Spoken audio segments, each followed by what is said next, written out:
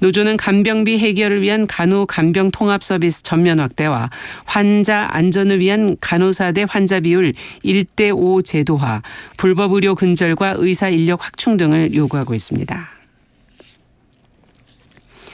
서경환 대법관 후보자에 대한 국회 인사청문회가 오늘 오전 10시에 열립니다. 오늘 청문회에서는 서 후보자의 가족이 보유한 비상장 주식이 쟁점이 될 것으로 보입니다. 구글이 인공지능 AI를 훈련시키기 위해서 사용자 수억 명의 데이터를 수집했다는 혐의로 집단 소송을 당했습니다.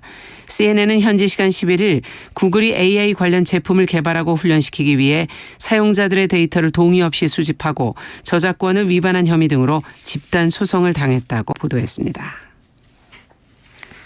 오늘은 전국이 대체로 흐린 가운데 주로 남부지방에 장맛비가 내리겠습니다. 오늘 예상 강수량은 전남과 영남 지방이 30에서 80mm, 최대 100mm가 넘는 많은 비가 오는 곳이 있겠습니다. KBS 라디오 9시 뉴스를 마칩니다. 지금까지 정용실이었습니다. KBS.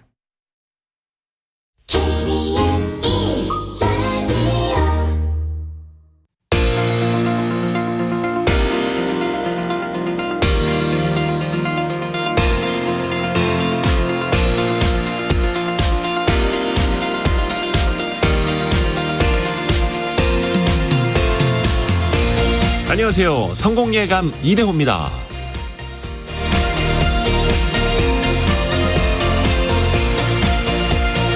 나는 고된 노동으로 죽는 사람은 없다는 스코틀랜드의 속담을 믿는다. 인간은 지루함, 심리적 갈등, 질병 때문에 죽는다. 일을 너무 열심히 해서 죽는 사람은 없다. 열심히 일할수록 행복하다. 광고계의 아버지라고도 불리는 데이비드 오길비의 말입니다. 좀 논쟁이 있을 수도 있는 얘기죠.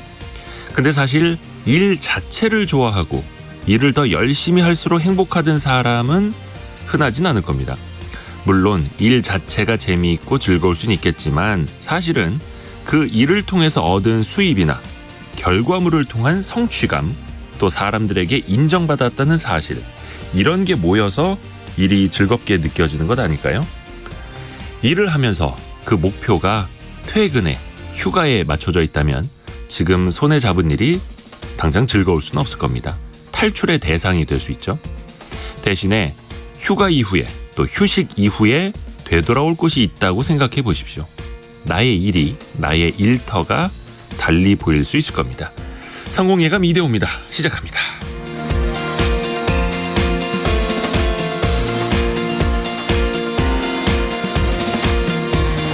7월 12일 수요일에 만나 뵙고 있습니다. 안녕하세요. 이대호입니다.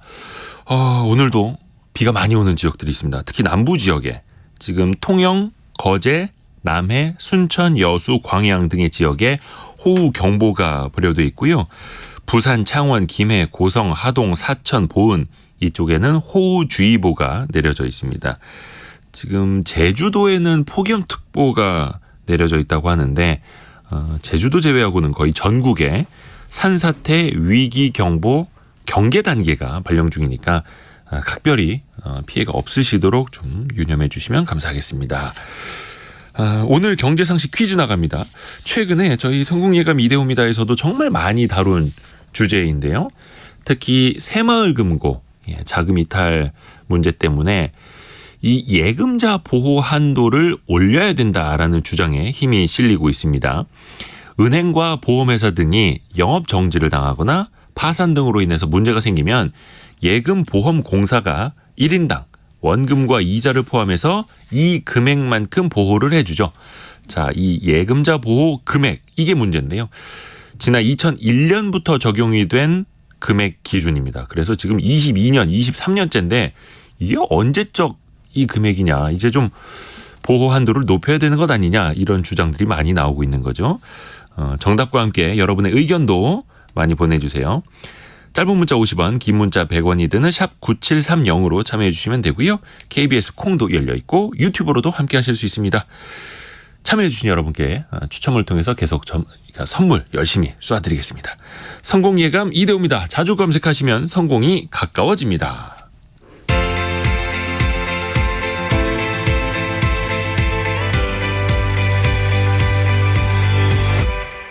KBS 1라디오 성공예감 이대호입니다. 4339님 10,000원이라고 보내주셨는데 10,000원은 아니고 앞에 숫자를 쓰시려다가 좀 급하셨나 보다. 오타였나 보다. 그래서 0190님은 5,000역이라고 보내주셔가지고 조금 급하셨습니다. 예. 거의 근데 오답은 눈에 띄지 않고 많은 분들이 알고 계시는 그 금액이 맞습니다.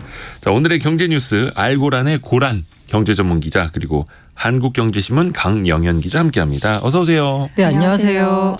고란 기자 아이템부터 들어볼까요? 네, 4월에 정자교 붕괴 사고가 있었죠. 네.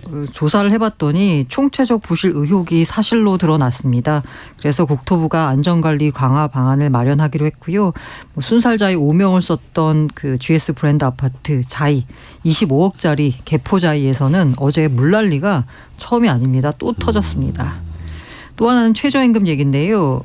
11,140원과 9,740원 사이의 격차 1,400원까지 노사 양측이 제시하는 최저임금이 좁혀지긴 했지만 아직까지 1,400원이 남아 있습니다.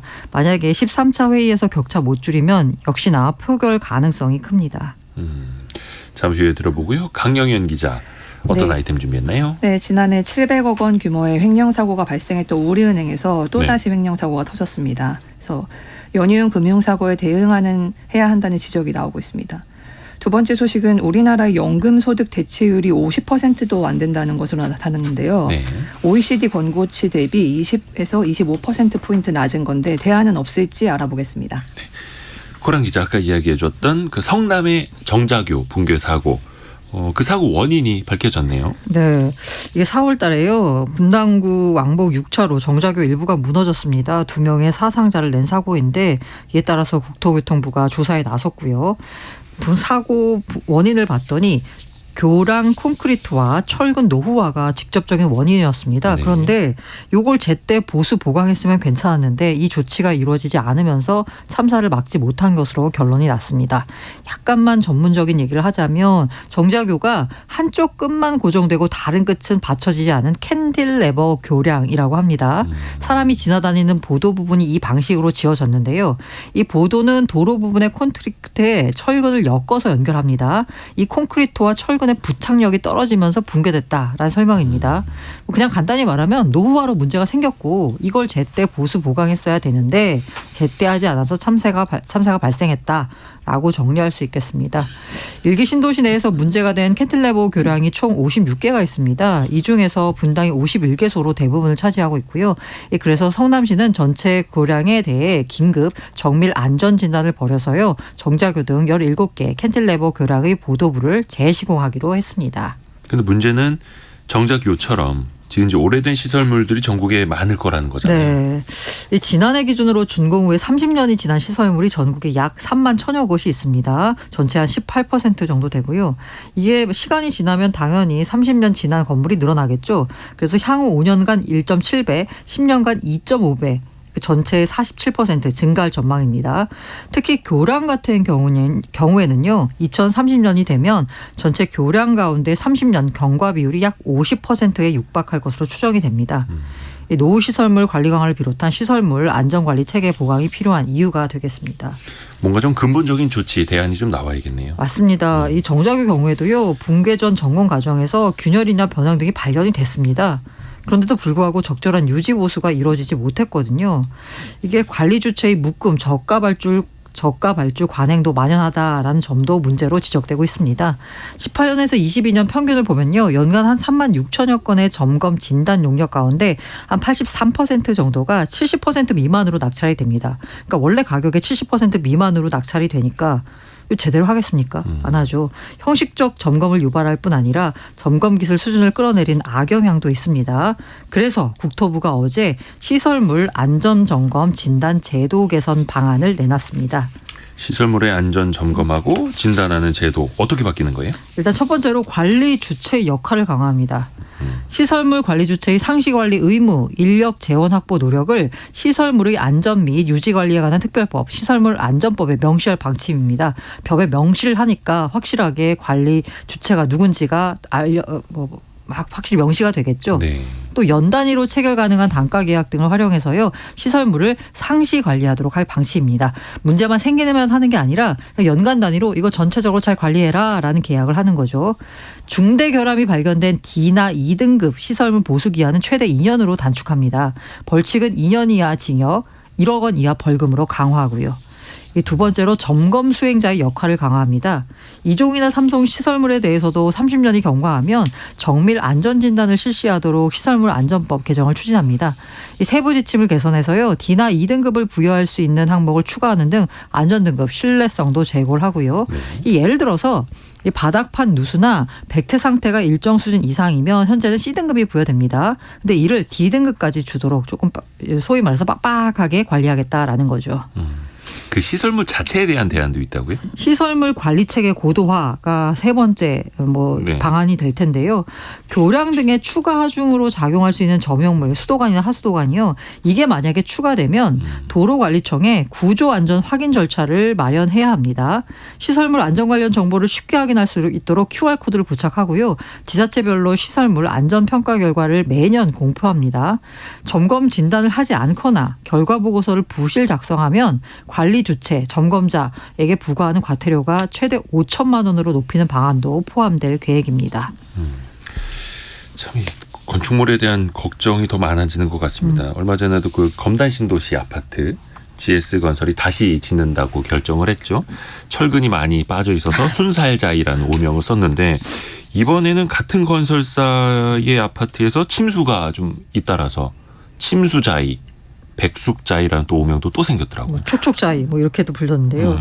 개포자이 프레지던스 단지 일대가 어제 내린 폭우로 침수가 됐습니다. 이 문제가 뭐냐면요. 지난달 폭우로 지하 주차장이 물에 고였거든요. 네. 이번이 두 번째입니다. 처음이 아닌 거예요. 그러니까 아파트동 건물 출입구, 커뮤니티 시설, 단지 내 보행자길, 화단 등 곳곳에서 침수 피해가 발생했습니다. 이 아파트는요. 3월부터 입주가 시작된 한 3,300여 가구 규모의 대단지입니다. 새 아파트네요. 게다가 네. 여기가 이 소위 말하는 국민평형이라고 하죠. 30평대 아파트가 25억 원입니다. 개포 지역이니까. 엄청 고가죠. 근데도 비가 오면 누수, 물고임 피해가 발생하는 거죠. 입주자들 불만이 극에 달한 상태인데 또 침수 사고 발생하니까 당연히 이거 부실 시공 아니야? 라는 우려가 나올 수밖에 없죠. 이런 우려에 대해서 GS건설 측의 입장은요. 집중호우가 발생해 빗물이 단지 내 급격하게 유입됐다. 이곳 지대가 낮아서 물이 고이게 된 것이지 부실 시공의 문제는 아니다라면서 적극 부인했습니다. 이게 뭐 한 달에 한 번씩 이렇게 물이 차면은 그것도 사전에 네. 예상을 해서 좀 계획적으로 시공을 했어야 되는 건데 지대가 낮아서 물이 고이게 된 것이다라고 하면은 지대가 낮은 곳이란 거 모르고 아파트를 지었나요? 좀 변명이 좀 잘 안 되는 것 같습니다. 강영현 기자 아이템 들어보죠. 우리은행에서 또 횡령사고가 터졌습니다. 네, 우리은행의 비수도권의 한 지점에서 근무하던 직원이 7만 달러, 그러니까 우리 돈으로 한 9천만 원 정도 되죠. 네. 횡령했다가 내부 적발됐습니다. 지난달 내무 감찰에서 밝혀진 내용인데요. 우리은행은 내부 통제 시스템을 통해서 의심스러운 거래의 정황을 포착을 했고, 그래서 지난달 초에 검사에 착수했다고 합니다. 조사 결과에 따르면 우리은행 직원이 가상자산에 투자하기 위해서 지난 5월 중순부터 6월 초까지 은행에서 돈을 빼돌린 것으로 밝혀졌습니다. 일단 횡령의 9천만 원은 고객 돈은 아니라고 하고요. 네. 지점에서 관리하고 있던 시제였다고 합니다. 해당 금액은 전액 변제가 완료된 상황이라고 합니다. 근데 우리은행 직원의 횡령 소식이 종종 들립니다. 자주 들립니다. 아이고야. 이게 한두 번이 아니죠. 네, 지난해 사실 엄청 큰 건이 터져서 다들 기억을 하실 텐데 네. 비밀번호 그리고 직인까지 도용해서 무단으로 결제, 출금하는 등의 방법으로 600억 원이 넘는 거액을 횡령했다는 게 적발됐었죠. 그래서 다들 기억하실 겁니다. 한 명이 600억. 네, 그래서 또 이뿐 아닙니다. 금융감독원의 국내 금융업권 임직원 횡령 사건 내역에 따르면 2017년부터 올해 5월 16일까지 우리은행에서 횡령을 저지른 임직원이 9명이고 횡령 규모가 633억 원에 달했습니다. 어휴. 은행은 뭐라고 합니까? 우리은행은 어떻게 대응한다나요? 일단 해당 직원은 즉각 문책, 인사배치 후에 면직을 했고 조만간 형사고발할 예정이라고 합니다. 지점 내에 관련된 고위직급 직원에 대해서도 관리 책임으로 자체 징계할 예정이고요. 네. 근데 우리금융그룹 같은 경우 지난 3월에 임종용 회장 취임하면서 대대적인 내부 변화를 꾀하고 있는 상태였거든요. 이 같은 횡령 사고가 재발한 것을 두고 내부 통제 부실에 대한 우려가 다시 한번 고개를 들게 됐습니다. 금융사 내부 통제가 보다 엄격하게 가동돼야 한다는 지적도 나오고 있습니다. 근데 또 뭐 우리은행도 할 말이 있는 게 이게 내부 통제 시스템을 통해서 먼저 적발을 해서 뭐 금감원이나 이런 데 또 보고를 한 거여서. 네. 근데 이제 사람들이 직원들이 그냥 한 1,000만 원 혹은 1억 뭐 600억 이렇게 횡령을 하더라도 그 이상의 더 큰 벌을 받게 된다라는 것. 그래서 그 기회나 비용 노림수에 대한 비용이 더 크다라는 걸 좀 알아야 될 텐데 이게 우리은행은 600억 정도가 지난해 한 번에 터져서 그렇지 다른 회사들도 마찬가지일 거란 말이에요. 네, 다른 금융사들에서도 꾸준히 횡령 문제가 발생하고 있는 것으로 나타났는데요. 금감원에 따르면 올해 6월까지 국내 금융회사의 횡령 사고가 32건, 피해 액수가 총 31억 원으로 나타났습니다. 네. 업건별로 나눠서 보면은 상호금융업권 횡령 사고가 21건으로 가장 많았는데요. 사실상 상반기에 발생한 횡령 사고 대부분이 상호금융에서 발생한 셈입니다. 은행권이 9건, 그리고 자산운용과 저축은행이 각각 1건으로 집계됐습니다. 상호금융업권 중에서는 농협의 횡령사고 건수가 압도적으로 많았는데요. 상반기에만 13건 횡령사고가 있었고 금액으로는 6억 원 횡령이 된 것으로 나타났습니다. 은행에서는 상반기에 뭐 한두 건 정도의 횡령사고가 발생했는데 하나은행, 기업은행이 각각 2건으로 가장 많았고 피해 금액은 그리고 피해 규모로 보면은 신한은행이 가장 컸습니다. 횡령사고는 1건이었는데 피해 금액이 7억 원이 넘었거든요. 네. 그래서 금융권의 횡령사고 액수도 계속 늘어나고 있는 만큼 피해 예방 대책이 필요하다는 지적이 나옵니다. 자, 고란 기자 아이템으로 저희가 주기적으로 전달을 해드리고 있는데 주기적으로. 내년도 최저임금 네. 이게 좀 빨리 결정이 돼야 되는데 일단은 법정 시한은 넘기긴 넘겼습니다. 네, 넘겼습니다. 노사 간의 입장 차이가 어떻게 좀 좁혀지긴 했나요? 어제 이제 12차 최저임금위원회 전체 회의가 열렸습니다. 어제 이제 내년 최저임금 4차 수정 요구안으로 각각 11,140원, 9,740원을 노사가 각각 제시했습니다. 올해 최저임금 9,620원과 비교하며 노측은 15.58% 더 달라 사측은 1.2%밖에 높여줄 수 없다라고 한 거고요. 이게 최저임금 결정 방식을 보면 노사가 최초 요구안 제시합니다. 그다음에 격차를 좁히는 방식으로 결정이 됩니다. 사실 격차가 최초 제시한 때 2,590원이었거든요. 근데 어제 그 회의를 마감한 결과를 보면 1,400원으로 좁혀지긴 했습니다. 그런데 이 1,400원이라는 숫자도 아직 상당한 수준이기 때문에요. 향후 논의 과정에서 진통이 예상이 여전히 되고 있습니다. 앞서 말씀하신 대로 법정 심의기한 지난달 29일로 이미 끝났습니다. 네. 근데 노사 의견 아직도 좁혀지지 않은 채 평행선 달리고 있고요. 내일 13차 회의가 열리는데요. 노동계와 경영계에 5차 수정안을 제출할 것을 최저임금위원회 공익위원들이 요구했습니다. 13차 회의가 내일 열리는 거죠? 네. 여기에서도 합의가 안 되면 어떻게 될까요? 일단 현행법 상으로 보자면요. 고용노동부 장관이 이 결정된 최저임금을 8월 5일까지 관보에 고시해야 됩니다. 관보 개시에 걸리는 행정 절차 이런 걸 감안하면 7월 중순까지 뭐 지금이죠. 최저임금을 결정해야 됩니다. 그러니까 사실상 내일 결정해야 돼요. 그런데 아직까지도 치열하게 기싸움 벌이고 있는 상황이고요. 만약 내일 열리는 13차 전원회의에서도 양측 입장이 좁혀지지 않는다? 그러면 결국 강제 표결로 최저임금 정할 수밖에 없습니다. 네. 근데 이제 표결로 결정해야 되는 상황이 발생한다면 여기도 문제가 있는데요. 여기 또다시 적용할 산식을 두고서 최저임금위원회 내부의 갈등이 불거질 가능성이 있는데요. 네. 산식이 뭐냐라고 하면은요. 이 공익위원들이 사용한 산식인데 지난 2년간 어떤 식의 그 최저임금 결정식을 적용을 했었냐면 네. 경제 성장률 더하기 소비자 물가 상승률 더해서 취업자 증가율을 뺀 겁니다. 네. 두 개를 더하고 취업자 증가를 뺀 거예요. 그래서 지난해 올해 최저임금을 이 산식을 적용해서 21년보다 5% 오른 9,620원으로 제시를 한 거거든요. 네. 그런데 이 산식 자체를 놓고서도 약간 노동계와 경영계 입장이 다릅니다. 노동계는요. 그런 산식에 의해 결정된 최근 2년간 최저임금 물가 폭등 상황이 정상적으로 반영되지 않았다라는 겁니다. 반면 경영계 입장에서는요. 최저임금 고율 인상이 누적되면서 한계에 다다랐다라는 거예요. 경총 입장이 뭐냐면 최저임금은 2000년대 1,600원이었고 23년도는 9,620원으로 5배 이상 높아졌다. 우리나라는 특히나 자영업자 비중이 23.5%로 매우 높아서 최저임금 고율 인상이 노동시장에 미치는 영향이 더욱 크다라고 강조하면서 산식조차도 받아들이기 어렵다라는 입장이라서요. 내일도 아마 거의 뭐 어딘가는 나가고 회의장을 뛰쳐나가고 결과적으로는 공익위원들 남아서 결정하지 않을까라는 네, 생각이 듭니다. 그러니까 좀 원만한 합의라는 게 참 더 어려워진 것 같습니다. 네. 점점 더. 강영현 기자. 우리나라 연금 소득 대체율, 그러니까 기존의 급여를 받는 것보다 연금 생활을 할 때 얼마나 그 소득이 대체되는지, 좋은 소식이 아니네요. 주요국 가운데 최하위라고요? 아, 네. 국제보험협회 연맹이 글로벌 컨설팅사죠. 이제 맥킨지에 의뢰해서 글로벌 보장 격차에 대한 연구 보고서를 발표했는데요. 그래서 보장 격차는 사고 발생 또는 퇴직 등으로 경제적인 상황이 바뀌었을 때 필요한 금액과 보험 저축 등을 통해서 실제 확보한 금액 간의 차이를 의미합니다. 이 보고서에 따르면 한국의 연금 소득 대체율이 OECD에서 최하위권을 기록한 것으로 조사됐습니다. 그러니까 공적연금 그리고 사적연금을 합쳐서 연금 소득 대체율을 국가별로 비교한 건데요. 네. 여기서 소득 대체율은 말씀하셨다시피 이제 연금 가입 기간에서 평균 소득 대비 받게 될 연금액의 비율을 뜻합니다. 네. 그래서 한국은 이것이 47%로 추산됐는데, 그러니까 한마디로 연금 가입 기간 동안에 월 평균 100만 원을 벌었는데 퇴직 후에 받는 연금은 47만 원에 불과하다는 얘기입니다. OECD 권고치 대비해서 20에서 25%포인트 낮고, 그리고 OECD 평균 58%와 비교했을 때도 11%포인트 낮은 수치입니다.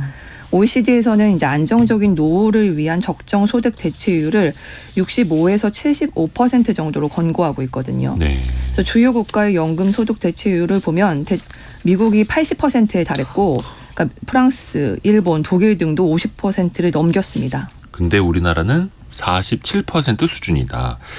이렇게 소득 대체율이 유독 우리나라가 낮은 이유는 뭘까요? 국민연금 외에 개인연금이나 퇴직연금에서 격차가 특히 큰 것으로 나타났습니다. 그러니까 한마디로 국민연금 말고는 개인연금이나 퇴직연금에서 준비가 안 됐다는 건데요.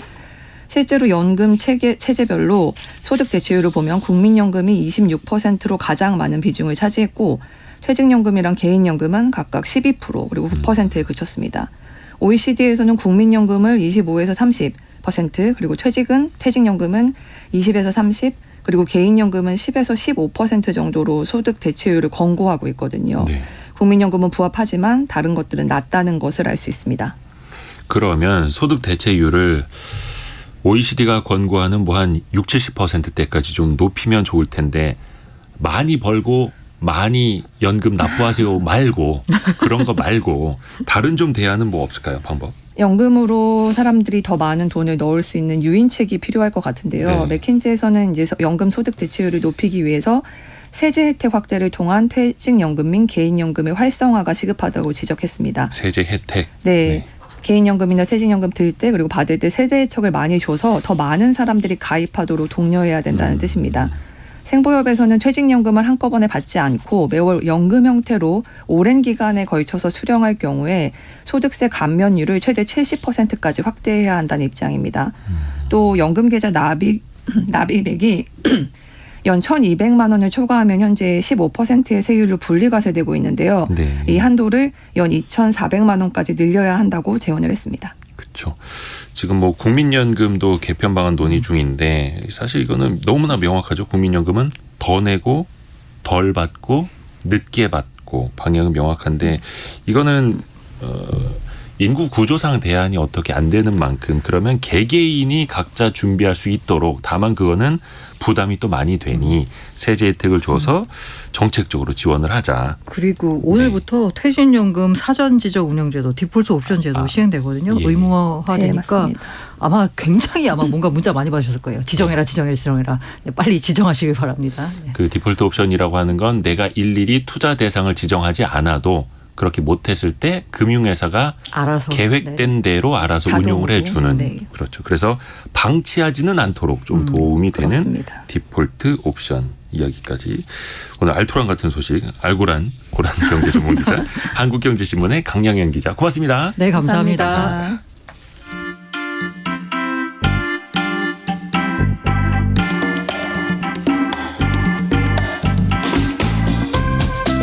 지금 여러분께서는 KBS 1라디오 성공예감 이대호입니다를 듣고 계십니다. 참여해주신 여러분께는 추첨을 통해 헬시 허그에서 한국인의 건강한 두피에서 찾아낸 두피 유래 유산균을, 판촉물 전문 그룹 기프코에서 텀블러 세트를, 아름다운 식탁 창조 주비푸드에서 자연에서 갈아 만든 생와사비를, 쉽고 빠른 판촉물 제작 시너지 기프트에서 LED 튜브 스탠드를, 그리고 성공예감에서 준비한 커피 쿠폰을 보내드립니다. 당첨자는 성공예감 이대호입니다 홈페이지에서 확인하세요. 경제상식 퀴즈 한 번 더 내드릴게요. 혹시라도 금융회사가 망하면 예금보험공사가 최대 이 금액까지 예금자에게 예금을 보호를 해줍니다. 그 돈을 책임져 준다라는 거죠. 은행, 보험, 저축은행 등 대부분 금융회사의 원금 보장형, 원금 보장형 상품에 적용이 되죠. 근데 그 금액이 논란입니다. 이게 2001년부터 현재 이 금액으로 유지가 되고 있는데 20년이 훌쩍 지났죠. 그 사이에 물가 상승률도 높아졌고 자산도 굉장히 커졌는데 여전히 이 금액이냐. 미국은 3억 2천만 원까지 예금자 보호를 해준다고 하네요. 영국은 1억 4천만 원, 중국도 9천만 원이 넘는데 우리나라 예금자 보호 한도는 이 금액까지입니다. 이게 퀴즈의 정답이 될 텐데요. 4741님이 예금자를 많이 보호해야 적금도 많이 할 것 같아요. 1억으로 올린다는 얘기 있던데 빨리 시행되길 바랍니다. 라고 보내주셨고요. 대부분 한 1억 정도는 돼야 되지 않겠느냐 이런 의견 많이 보내주고 계시네요. 5209님은 저의 통장 잔고는 예금자 보호를 안 해주셔도 됩니다. 저는 통장이 아닌 통장입니다. 라고. 마음이 아픕니다. 짠해지는데 5209님 뭐라도 저희가 좀 챙겨드릴게요. 힘내시고요. 그리고 7449님이 좋은 아이디어 뭐라 해야 될까? 거의 정답 같은 이야기를 주셨는데요. 예금자 보호제도의 기본적인 재원은 각 금융회사의 예금 보험료로 운용이 됩니다. 라고 보내주셨습니다. 보험료율이 10,000분의 8, 은행이 10,000분의 8 보험료를 내는 거죠. 그래서 예금보험공사에 그 재원을 쌓아놓고 혹시나 금융회사가 파산하거나 망했을 때 그 돈으로 보험금을 각각 이렇게 지급을 해주듯이 예금자 보호를 해주는 거죠. 그래서 만약에 예금자 보호 한도가 1억이나 그 이상으로 올라간다라고 하면은 은행이나 저축은행이나 이런 데들이 내는 보험료도 더 늘어날 겁니다. 그러면 간접적으로 이게 예금자들한테 부담으로 돌아올 수도 있겠죠. 예적금 금리를 낮춘다라든지 돌고 돌아서 또 이렇게 우리한테 돌아올 수는 있습니다만 일단 예금자 보호 한도는 높아져야 된다라는데 많은 분들이 의견을 같이 해주고 계시네요. 여러분의 정답 그리고 실시간 의견도 많이 보내주세요. 짧은 문자 50원, 긴 문자 100원 드는 샵 9730 열려 있고요. KBS 콩으로 보내주셔도 좋습니다. 오늘의 움직임에 주목하고 세상의 흐름을 놓치지 않습니다. 여러분의 내일을 응원하며 성공의 열쇠를 함께 찾아갑니다. 성공예감 이대호입니다.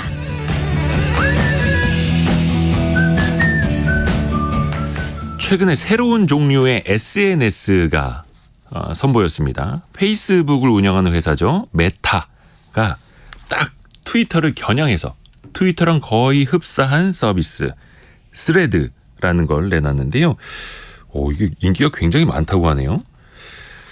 최근에 보면은 테슬라 CEO 그리고 트위터도 이끌고 있는 일론 머스크하고 메타 CEO죠. 마크 저커버그하고 이른바 현실 세계에 만나서 같이 육탄전을 벌이겠다, 현피를 뜨겠다, 이런 좀 험악한 이야기도 오가는데 그게 바로 이 스레드라는 새로운 서비스 때문이다라는 이야기도 나오고 있죠. 도대체 이 스레드가 뭐길래 또 닷새 만에 1억 명이 넘는 가입자를 모았다고 합니다. 미디어 스피어의 강정수 박사 연결해서 한번 배워볼게요. 강 박사님 안녕하세요. 안녕하세요. 박사님도 스레드 쓰고 계시겠죠? 네, 쓰고 있습니다. 네. 아직 이 스레드라는 게 어떤 건지 이게 사실 어감이 좋지는 않은데 정확히 말하면 스레드 이렇게 발음을 해야 되는데. 스레드 한국어로는 스레드라고 적으라고 써있지만 영어식 발음 스레드 여러 가지 발음할 수 있습니다. 네. 이게 어떤 서비스인지부터 좀 알려주세요. 청취자분들 중에서 이제 트위터를 많이 사용하지는 않으신 분들이 계실 텐데요. 트위터라는 것은 텍스트 중심의 어떤 커뮤니케이션 툴입니다. 그래서 텍스트를 제가 쓰면은 그것에 대해서 저를 좋아하는 팔로워들이 그 텍스트에 대해서 공유를 할 수 있고 그것을 트위터에서는 리트윗이라고 합니다. 또는 뭐 좋아요를 누를 수 있고 댓글을 쓸 수 있고 이렇게 또는 여기다가 이제는 시대가 변한 만큼 텍스트뿐만 아니라 사진이라든지 동영상을 올리고 이렇게 할 수 있는 서비스인데요. 지금 스레드 같은 경우는 트위터를 거의 1대1로 복사했다고 볼 수 있습니다. 1대1로 복사했다고요? 네네, 1대1로 거의 뭐 완벽한 카피캣이라고 보통 얘기를 하는데요. 정확하게 1대1로 복사를 했다고 볼 수 있습니다. 물론 조금의 차이는 있어요. 입력하는 글자 수가 예를 들자면은 트위터는 280자가 제한이 되어 있는데 네. 스레드 같은 경우는 500자라든지 여기는 동영상이 2분 20초인데 여기는 동영상이 5분 길이까지 올릴 수 있다든지 좀 이런 제한에서의 차이는 있을 수 있지만 기본적인 기능이나 누가 봐도 이건 트위터라고 볼 수 있습니다. 네. 일단 많은 사람들이 최근에 쓰고 있는 게 뭐 같은 회사긴 합니다만 인스타그램도 있고 방금 네. 말씀하신 트위터도 있고 페이스북도 여전히 많이들 쓰는 것 같고 네. 다른 SNS랑 좀 차별점 이런 게 다르다. 또 어떤 게 있을까요? 아무래도 이제 페이스북 같은 경우에는 일종의 마팔이라고 하죠. 항상 친구가 서로 상호 이렇게 인정을 해야만 이렇게 관계를 맺을 수 있는 거거든요. 네. 근데 인스타그램이나 트위터 뭐 이런 부분들은 일방적으로 제가 팔로우 해도 돼요. 저 사람이 저를 좋아하든 안 하든지 간에 나는 팔로우하고 그 사람은 팔로우 당하는 사람 같은 경우는 내가 저 사람을 마팔할 이유는 꼭 없거든요. 이런 걸 보통 비대칭적 SNS라고 얘기를 합니다. 네. 페이스북 같은 경우는 대칭형. 그러니까 즉 서로가 서로를 인정해야만 하는 이런 대칭형 커뮤니케이션이라고 한다면 좀 이런 부분에서는 차이가 조금 있을 수 있습니다. 조금 어려운 얘기인데요. 네. 그러니까 거의 트위터의 방식하고 비슷했던 거네요. 그렇죠. 그리고 이런 비대칭형 SNS 같은 경우는 인플루언서들이 훨씬 더 많이 성장을 합니다. 왜냐하면 일종의 인플루언서들을 위해서 멋진 인플루언서, 따라하고 싶은 인플루언서, 그 사람의 콘텐츠가 좋은 사람들은 일방적으로 팬덤 현상들이 모이기 시작할 수 있거든요. 그렇죠. 그래서 훨씬 페이스북보다 인스타그램이 인플루언서들도 많고 팬덤이 많습니다. 아하. 이것이 트위터에서 똑같이 일어나고 있고 당연하게 인스타그램 스레드에도 일어날 수 있죠. 예를 들자면 일론 머스크 같은 경우에는 트위터에서 팔로우가 1억 2천만 명입니다. 근데 뭐 서로 일론 머스크는 별로 몇 명 팔로우 안 하거든요. 네. 그러니까 이런 식의 어떤 비대칭적인 성격을 보여주고 있죠. 그렇죠. 일론 머스크가 그 1억 2천만 명을 다 맞팔한다면은 시간이 안 되겠죠. 네. 근데 일단 스레드도 이게 나온 지 닷새 만에 이용자 1억 명. 1억 명을 넘어섰다고 합니다. 네네. 왜 이렇게 인기가 많은 걸까요? 우선은 인기가 우선 호기심 속에서 지금 가입을 하고 있다고 보고요. 호기심. 가장 큰 거는 인스타그램의 하루 접속자가 10억 명입니다. 전 세계에서. 그러니까 매일매일 인스타에 한 번씩 들어오는 사람이 10억 명이나 한다라는 거죠. 그 10억 명들에게 인스타그램에서 너 스레드 가입하지 않을래? 라고 이렇게 매일매일 항상 메시지를 주고 있거든요, 지금. 그러다 보니까 그런데 거기 가입 버튼을 누르면 어려운 절차가 있는 것이 아니라 인스타그램에 있는 프로필이라든지 인스타그램에 있는 팔로워들이 그대로 이동을 해요. 네. 그러니까 너무나도 제가 만들어봤을 때 한 6초 정도 걸려요. 이렇게 간편하게 만들 수 있고 인스타그램에 10억 명이라는 데서 만들 수가 있고 또 인스타그램에서 항상 텍스트를 좀 쓰고 싶었었는데 이런 것들을 못해서 꼭 이미지를 먼저 추가해야만 하기 때문에 좀 답답했어, 한계가 느꼈어. 이런 네. 분들은 그래 글로써도 한번 이야기를 해보자라고 분명히 이러한 니즈도 분명히 존재를 했을 테니까요. 이런 분들이 많이 이동했다고 볼 수 있습니다. 인스타에 하루에 들어오는 사람이 10억 명이에요. 네네. 대단히 큰 네. SNS죠. 네. 서비스 주체를 보면은 메타라는 회사로 되어 있지 않고 인스타그램 또 이렇게 되어 있더라고요. 그래서 인스타그램하고 연동이 네. 정확히 되어 있는. 네, 모든 게 연동되어 있죠. 네. 그리고 또 초반에 많은 가입자들을 좀 유치하기 위해서 아마 마케팅 용도로 그렇게 활용한 것 같은데 네. 스레드에 가입하는 사람들 본인이 몇 번째 가입자인지 숫자로도 이렇게 옆에 아이디 밑에 나타내더라고요. 그것도 스레드에 적혀 있는 게 아니라 인스타그램에 적혀 있어요. 인스타그램. 네, 인스타그램하고 여기 프로필 관리들이 연동되어 있거든요. 네. 네. 그런 식으로 표시가 되어 있죠. 어떻게 보면 인스타그램이라는 금수저를 같이 물고 있는 스레드 그렇게 시작을 한 거네요. 그렇죠. 인스타그램에서 팔로워가 많으셨던 분들은 여기서도 팔로워가 많게 되는 거죠. 처음부터 공평하게 시작되는 것이 아니라 처음부터 빈익빈 보입부로 시작을 하게 됩니다. 똑같이 그러니까 제로에서 똑같이 시작하는 게 아니라 네. 이용자들까지도 같이 금수저를 불고 시작할 수 있는.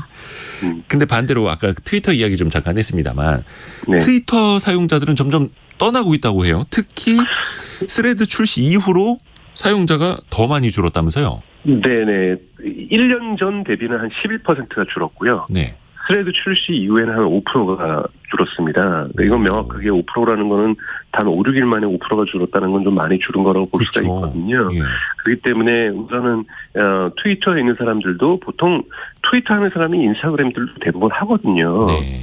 그렇기 때문에 이제 트위터 하는 사람들도 인스타그램 들어가서 스레드 좀 구경 좀 해보고 여기 스레드는 이거 사용할 만한가? 나 이사 올 만한 집인가? 일하려면 집도 좀 구경도 좀 하고 네. 해야 되고 동네도 좀 구경해야 되니까 그렇죠. 집도 구경하고 동네도 좀 구경하고 있는 거죠. 그러다 보니까 트위터의 사용량이 줄어들고 있는 거는 맞습니다만 정말 그렇다고 해서 트위터가 붕괴될지는 시간을 가지고 지켜봐야 될 문제인 것은 예를 들면 제가 트위터에 팔로워가 30만 명이에요. 네. 그러면 제가 그 30만 명 데리고 이사할 수는 없다라는 거예요. 인스타그램에서는 이사가 가능해도 트위터에서는 이사가 가능하지가 않습니다. 그렇죠. 그러면 저는 예를 들면 트위터에서는 부자였는데 인스타그램 스레드 가서는 0부터 제로부터 다시 시작해야 되니까 이런 건 결정하기 쉽지 않죠. 어떻게 보면 기존의 기득권이 어느 플랫폼에 있느냐도 되게 네. 중요한 거네요. 네네 맞습니다. 정확히 인스타그램하고는 또 이어질 수가 있는 거고 트위터는 약간 좀 갸우뚱. 네. 근데 트위터 입장에서 또 일론 머스크 입장에서 굉장히 불쾌해하더라고요. 특히 너무 많이 카피해 갔다. 그래서 우리가 법적으로 대응하겠다 이런 이야기도 나오던데요. 네, 법적으로 대응을 하겠다고 얘기를 했는데요. 예. 사실 미국에서 서비스를 카피하는 것들은 워낙 비일비재하고 자주 발생하고 있고 그 서비스 그 자체가 저작권이냐 거기에 쓰여있던 기술이 예를 들자면 독특한 특허를 받았다면 모르겠지만 네. 이거 사실은 트위터 같은 서비스 같은 경우는 복제 서비스가 전 세계적으로 대단히 많이 있었거든요. 그렇죠. 그런데 트위터만 살아남았던 것이기 때문에 여기 기술의 노하우가 있는 것이 아니기 때문에 아마 고소하고 화가 나서 고소하고 이런 거는 이해가 가지만 이것이 과연 승리할지 법원에서 이거는 잘 모르겠습니다. 아마 되지 않지 않을까 이렇게 생각하고 있습니다. 그렇죠. 뭐 사람들이 글 올리고 사진 올리도록 하는 게 트위터만의 특허는 또 아닐 테니까요. 네. 한국에서도 과거에 미투데이라고도 있었고요. 그래서 서비스들 맞아요. 많이 있죠. 맞죠. 맞죠. 근데 이번에 메타의 스레드가 유럽연합, EU 지역에는 출시를 안 했다고 합니다. 그 이유가 있나요? 네, 지금 우선 그러니까 지금 유럽연합의 그러니까 디지털 서비스 액트라고 해서 DSA라고 해서 이 법이 발동이 됐는데요. 네. 대형 플랫폼 사업자들에게는 여러 가지 규제 조건을 주기 시작을 했어요. 그 대형 플랫폼 사업자에 인스타그램이나 페이스북이 들어와 있습니다. 그런데 스레드는 인스타그램의 프로필에서 기초하고 있기 때문에 네. 스레드 이용자의 개인정보 보호라든지 데이터에 대한 어떠한 엄격한 모니터링이라든지 이런 걸 할 수 있다라는 자기네들이 계획서를 제출해야 되는데 이 계획서가 너무 방대합니다. 네. 그래서 아직은 제출 안 하고 있는 상태이기 때문에 유럽연합은 지금 빠진 상태인 거죠. 그리고 유럽연합이 빠진 상태에서 1억 명이라는 건 진짜 어마어마한 거죠. 정말 대단한 거네요. 그러면 더더욱이. 네, 네. 근데 스레드는 그래도 뭔가 기업의 새로운 서비스니까 수익을 내야 될 것 아닙니까? 지금 현재는 딱히 이렇다 할 만한 비즈니스 모델이 있을까요? 지금 현재로서는 우선은 고객들을 이용자들을 확보하는 데 1차적인 목적이 있다 보니까 광고를 안 하고 있지만요. 네. 지금 사실은 소셜미디어에서 광고를 가장 잘하는 업체는 전 세계에서 메타입니다. 그렇죠. 그러니까 페이스북하고 인스타그램의 광고가 연동된 상품들을 기업에다 판매를 하고 있거든요. 데이터 연결해서. 여기다 스레드까지 연결하는 거지 않습니까? 그럼 훨씬 더 광고 효율은 좋아질 거고요. 어제 월스트리트저널에서는 네. 2년 동안 스레드가 한 80억 달러의 광고 매출을 올릴 가능성이 충분히 있다. 이렇게 보도를 하고 있습니다. 2년 동안 80억 달러. 그러니까 지금은 사람들을 모으는 단계고 사람 네. 어느 정도 모으면 당연히 광고 같은 걸 시작을 하겠네요. 네네. 뭐 당연한 수순일 테고요. 네네. 근데 초반에는 그렇게 열풍이 불더라도 또 이게 얼마나 지속 가능할지는 가봐야 하는 걸 텐데 2년 그렇죠. 전에도 그 음성형 채팅방이라고 해야 될까요? 클럽하우스. 클럽하우스라는 서비스가 네. 나와서 엄청나게 열풍이었는데 지금은 제 주변도 그렇고 이거 쓰는 사람 거의 없던데 만약 이 스레드라는 서비스도 반짝 인기에 그치게 될지 아니면 계속해서 성장할 수 있을지 혹시 어떻게 보세요, 박사님은? 저는 사라지지는 않을 거라고 봅니다. 아주 네. 천천히 계속해서 이 텍스트 중심의 커뮤니케이션이 트위터에 예를 들면 젊은 20대나 30대 분들 중에서 트위터 가서 다시 처음부터 시작하기 싫어 이렇게 이러시는 분들도 있거든요. 네. 그런 분들은 스레드에서 시작을 할 거라고 보고요. 그러나 이렇게 1억 명 성장하듯이 닷새 만에 1억 명 성장하듯이 계속해서 폭발적으로 성장할 거라고 저는 생각하지는 않습니다. 왜냐하면 가입자하고 아까 말씀드렸던 인스타그램은 매일매일 10억 명이 사용하는 것처럼 보통 DAU, 데일리 액티브 유저라고 하는 즉 하루 적극 이용자의 수가 그렇게 해서 이렇게 빠른 속도로 증가할 거라고 보지는 않거든요. 네. 하지만 그렇다고 해서 클럽하우스처럼 훅 인기가 그냥 하루아침에 사라지지는 또 않을 것 같아서 웬만큼의 어떠한 의미를 갖는 존재감을 갖는 SNS로 살아남을 거라고 생각이 듭니다. 그 SNS도 저마다의 색깔이라는 게 있지 않습니까? 페이스북은 네. 그러니까 속된 말로 나 이렇게 똑똑하다, 나 이렇게 많이 안다라는 거를 좀 이야기하는 채널. 인스타는 나 이렇게 잘 산다, 폼나게 산다 이런 거 네, 보여주는 네. 채널. 스레드는 앞으로 어떤 성격을 갖게 될까요, 혹시? 나 이렇게 똑똑하다는 아니지만 나 이렇게 말 잘한다. 나 이렇게 잘 떠든다. 나 이렇게 이렇게 이런 게 있잖아요. 하나를 보더라도 어떤 사람은 한 마디 하는데 나는 10마디 한다. 이런 분들이 보통 트위터에서 인기가 많습니다. 그리고 촌철살인 예. 이런 부분들을 잘하는 분들이 트위터에서 인기가 있고요. 워낙 트위터가 처음에 140자로 시작을 그렇죠. 했기 때문에요. 스레드도 마찬가지지만 짧은 500자로 제한하고 있잖아요. 네. 장황하게 길게 풀어 쓰지 말라는 거예요. 짧은 글 안에서 가장 핵심을 잘 표현하는 것. 이것이 스레드의 맛이죠. 트위터의 맛이고요. 어떻게 보면 그 성격도 초반에는 트위터랑 좀 비슷하게 네. 나타날 수가 있겠네요. 네. 오늘 미디어 스피어의 강정수 박사 통해서 스레드 한번 배워봤습니다. 고맙습니다. 고맙습니다. 네, 라디오 정보센터 다녀오겠습니다. 오늘은 오후까지 남부지방을 중심으로 시간당 30에서 70mm의 집중호우가 쏟아지는 곳이 있어 주의해야 합니다. 현재 경남 통영, 거제, 부산, 창원 등 지역에 호우특보가 내려져 있습니다. 부산 사상구 학장천에서는 어제 집중호우로 실종된 60대 여성에 대한 수색이 재개됐습니다. 지난달 취업자 수가 1년 전 같은 달보다 33만 3천 명 늘었습니다. 고용률은 역대 최고 수준을 보였습니다.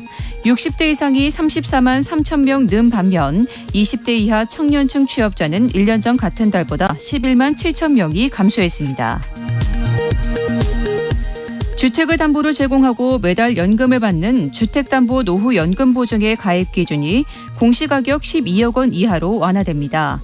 금융위원회는 주택연금 대상 주택의 기준 가격을 12억 원 이하로 규정하는 주택금융공사법 시행령 일부 개정안을 입법 예고했습니다. 추경호 부총리 겸 기획재정부 장관은 근로여건 개선과 외국 인력 활용 등을 통해 현장의 일자리 미스매치를 해소하겠다고 강조했습니다. 추 부총리는 구인난을 겪는 업종 종사자를 대상으로 비과세 혜택 확대 등 지원을 강화하겠다고 밝혔습니다. 지금까지 라디오 정보센터 뉴스 정한나였습니다. 곽정은 님이 저는 SNS를 하면서 오히려 자신감도 떨어지고 나의 행복감을 남이랑 어느새 비교하고 있었어요. 그래서 SNS를 전혀 안 합니다. 오히려 더 행복해요. 라고. 그 말이 맞을 수도 있습니다. 그래서 현대인들이 불행해지는 이유 중에 상당수를 인스타가 차지하고 있다라는 말도 있지 않습니까? 박미영 님이 저는 소셜 인스타만 하고 있는데요. 주로 공인이나 본인 작품 올리는 예술가 위주로 팔로우해서 보고 있는데 배울 점이 많더라고요. 소셜 미디어도 본인이 어떻게 사용하느냐에 따라서 다른 것 같아요. 라고.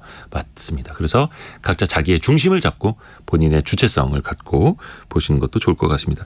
저희가 트렌드라든지 이런 것도 많이 같이 함께 공부를 하고 있는데 꼭 그걸 아셔야 된다. 꼭 그렇게 하셔야 된다는 거 절대 아닙니다. 그냥 이런 흐름이 있다. 그리고 나의 생각은 어떠하고 나는 이걸 어떻게 활용을 할 수 있고 나는 이걸 어떤 입장으로 본다. 이렇게 본인만의 정의, 본인만의 생각을 좀 가지면 더 좋겠다라는 바람을 담고 있는 겁니다. 이어지는 시간이 바로 트렌드 팔로우 시간인데 이 시간은 우리 MZ세대, 특히 젊은 세대들, Z세대들의 트렌드를 살펴보는 시간이죠. 이번 주제는 핫플레이스입니다. 핫플레이스. 근데 젊은이들이 어느 공간을 찾아가느냐. 근데 또 최근에는 새로운 또 트렌드가 있다고 하네요. 대학내일 20대 연구소 정은우 센터장 통해서 이야기를 해보겠습니다. 안녕하세요. 안녕하세요. 그 Z세대에게 뜨고 있는 지역을 위성 동네라고 부른다고요? 네, 맞습니다. 위성 동네 이게 어떤 뜻이에요? 아마 그 서울의 성수나 한남 이런 곳이 이제 MZ들의 핫플레이스다라는 거는 많이들 아실 것 같은데요. 네.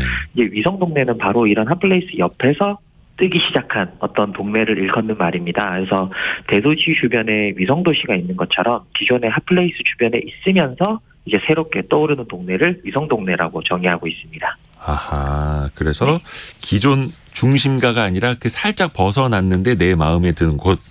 그렇죠. 네. 혹시 우리가 알만한, 아니 사실 몰라야 되는 건가? 위성 동네 몇 군데 좀 알려주세요. 네, 가령 이제 서울을 기준으로 말씀드리면 신당동이 이제 요즘 힙당동이라는 이름으로 뜨고 있는데요. 신당동이요?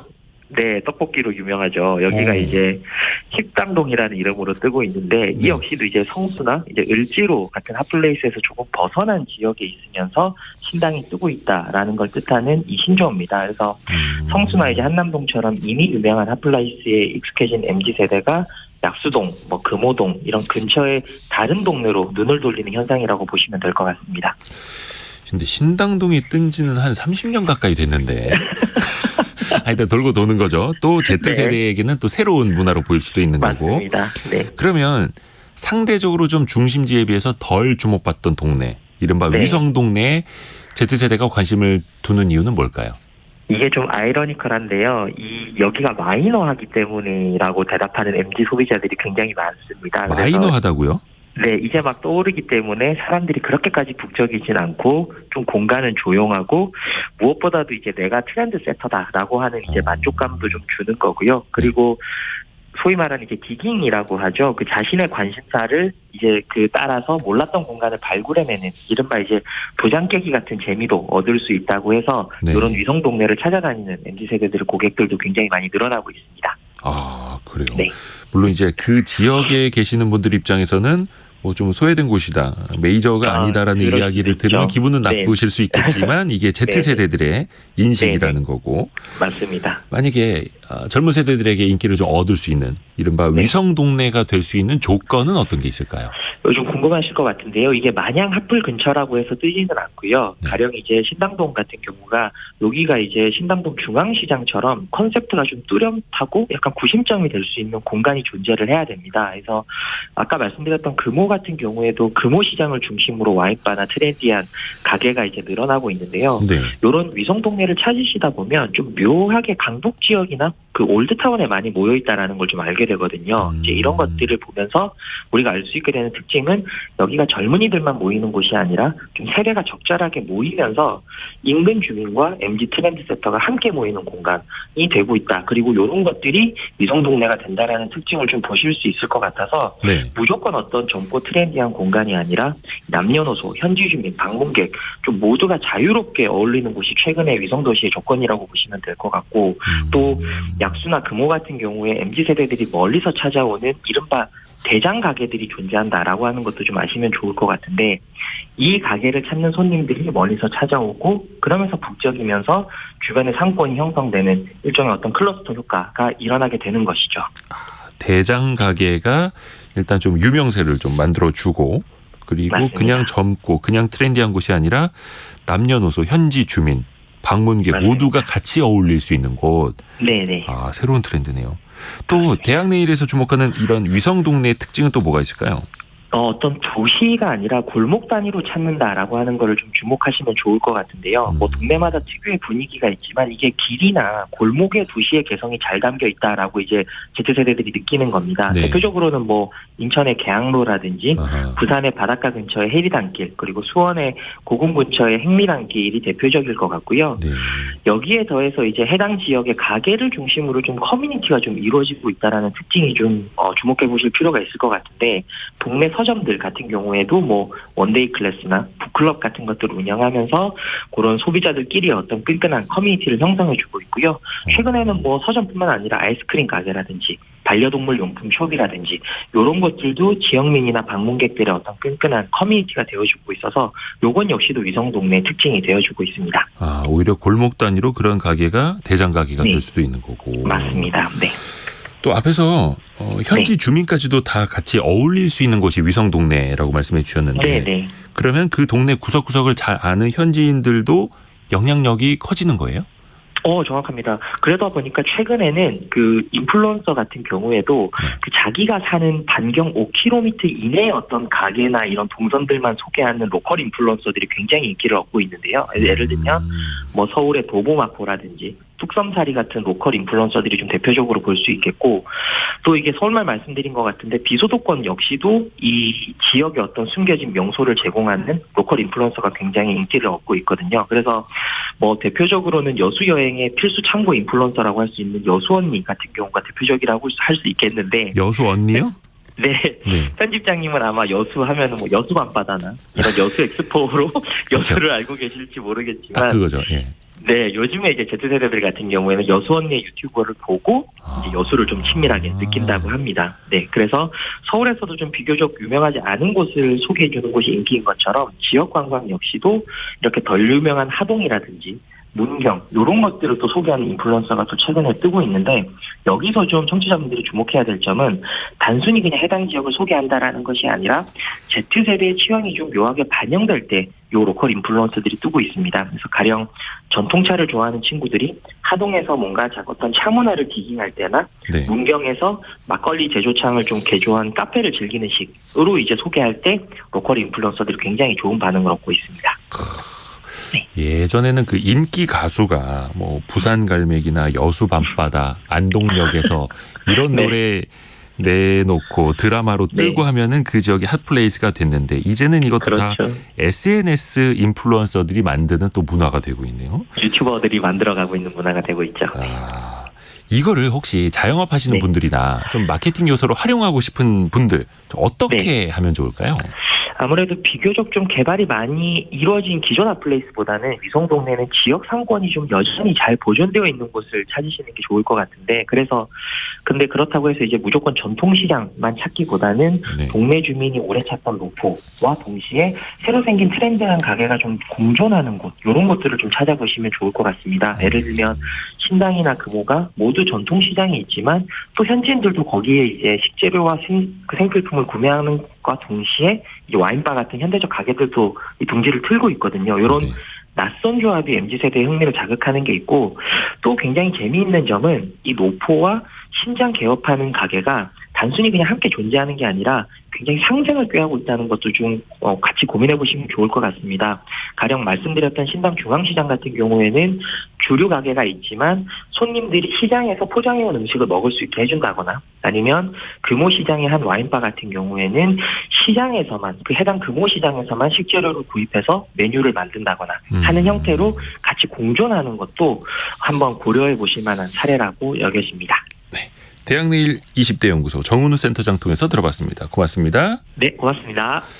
조성빈 님이 핫플레이스가 되면은 기존 주민들의 삶의 질이 떨어진다. 많은 사람들이 주차, 쓰레기 투척, 그래서 몸살을 앓기도 한다라는 또 경험담도 이야기를 해주셨네요.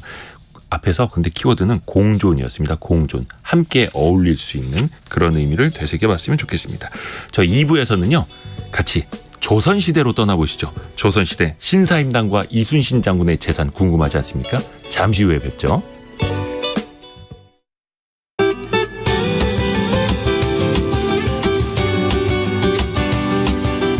KBS 장애인식 개선 캠페인. 공평장애인 자립생활센터 최영희 소장입니다. 저희 센터에서는 2021년 8월부터 2023년 1월까지 활동지원 서비스 이용자와 활동지원사 각 180